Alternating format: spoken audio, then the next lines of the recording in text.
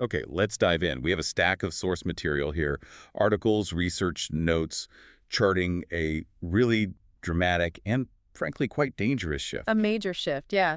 For decades, you had this tension between Iran and Israel, but it mostly played out as a shadow war. Right, covert stuff.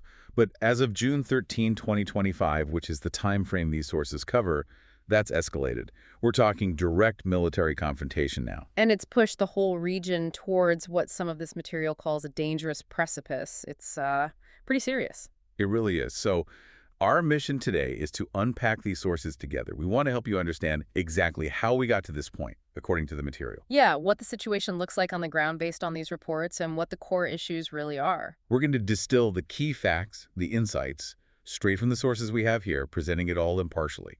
The goal is for you to be well-informed on this, well, absolutely critical topic. And what these sources really hammer home is the depth of the animosity here. It's not new. Definitely not. Deep roots, right? Geopolitical, ideological. Exactly. You've got Israel viewing Iran's nuclear program as basically an existential threat. They fear potential weapons, even though Iran insists it's purely peaceful. And then on the other side, Iran fundamentally rejects Israel's right to exist. They actively back groups like Hamas, Hezbollah. And they're pushing for more influence across the region, no question. So for years, like you said, it was shadows. Cyber attacks. Assassinations of scientists, sabotage, think Nekans, Fordo, that kind of thing. Plus proxy fights everywhere. Syria, Lebanon, Yemen, Iraq. And Israeli airstrikes in Syria were pretty regular, hitting Iranian targets, Hezbollah. Yeah, that was the backdrop. Figures like Esmail Kanani from the IRGC Quds Force, Ali Shamkhani, they're mentioned in the sources as key on Iran's side. And for Israel, obviously Prime Minister Netanyahu, and operations often attributed to Mossad. That was the, let's say, tense but established pattern. Volatile, but mostly indirect, until it wasn't. So if that was the long-standing dynamic, what do the sources point to as the moment things really broke? The moment those shadow war rules just shattered? The turning point, and it's really clear in this material, was April 2024. Israel hit what was described as an Iranian diplomatic building in Damascus, Syria. An airstrike.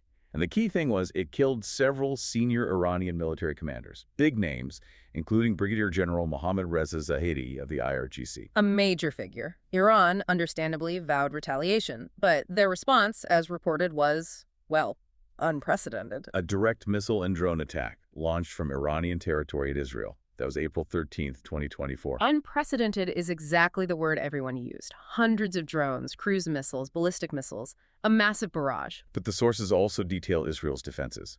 Iron Dome, help from the U.S., UK, France, Jordan. Right. They intercepted the vast majority. The reports we have noted pretty limited actual damage and fatalities in Israel from that specific attack. Okay, so the physical damage was contained maybe, but the strategic impact... Absolutely enormous. What the key takeaways from this material is that this direct attack state on state from Iranian soil, it just broke the mold. It crossed a red line that hadn't really been crossed before in this way. These unspoken rules about avoiding direct attacks on home territory, keeping it to proxies or covert stuff, that was gone. Completely changed the game. So Israel then vows a significant response. This is despite a lot of international calls for restraint, particularly from the U.S., right? Yeah, a lot of pressure to hold back. But Israel did retaliate April 19th, 2024. Some Israeli media, according to the sources, called it Operation Rising Lion. And how did that look? What did the sources say about the nature of that strike? It was characterized as limited, targeted, focused primarily near Isfahan in Iran. Isfahan, that's significant because it houses military bases, but also key nuclear facilities, right? Including Natanz. Exactly. And U.S. officials later confirmed, backing up reports from places like the New York Times, that the specific target was an Iranian air defense radar system, crucially, near the Natanz facility. Targeting air defense near a nuclear site. What's the message there, according to the sources? It seems like it was about sending a clear signal. Look, we can reach sensitive areas even near your nuclear program with precision, but it was designed, perhaps, to avoid triggering an all-out war at that specific moment. So a calibrated response, though Iran initially tried to downplay it. Small drones, that sort of thing. Yeah, Tehran's initial line was dismissive, but later analysis and reports like the one from the NYT mentioning Iran firing anti-aircraft missiles near Isfahan suggested it was probably a more sophisticated hit than Iran first let on. Okay, but here's the grim part, the sources detail. That tit for tat in April 2024, it didn't actually de-escalate things. Not at all. The core issues didn't go away, and those red lines, once crossed, they seem to stay crossed. So fast forward to June 2025. What's the picture then, according to this material? By June 13th, the date reflected here, it had escalated into, well, full-blown conflict, open confrontation. How does that manifest? Repeated exchanges, ballistic missiles, drones, flying both ways. Iran's military figures like IRGC Commander General Hossein Salami, Chief of Staff Major General Mohammad Bagheri are mentioned openly targeting major Israeli cities. Tel Aviv, Jerusalem. In Israel's defenses, Iron Dome, Arrow systems, they're still working, intercepting a lot. They are, but reports from outlets like Haaretz, Your Net News confirm some are getting through, causing damage, yes, but also casualties. In Tel Aviv, for example. That's a terrible development. Yeah. A direct human cost in major cities, unlike the limited impact back in April. Absolutely. And Israel's targeting, that's escalated dramatically too. The sources say Israel is now openly hitting Iranian military installations, and this is critical elements of Iran's nuclear program. Not just sabotage anymore. No. Widespread reports mention a major strike specifically on the Natanz nuclear facility itself and other enrichment sites. People like Faridun Abbasi are quoted in some sources talking about the impacts. This is a huge escalation from the shadow war era. And beyond the military and strategic targets, the human cost generally. It's rising. Al Jazeera, Reuters, they report increasing casualties, including civilians, on both sides.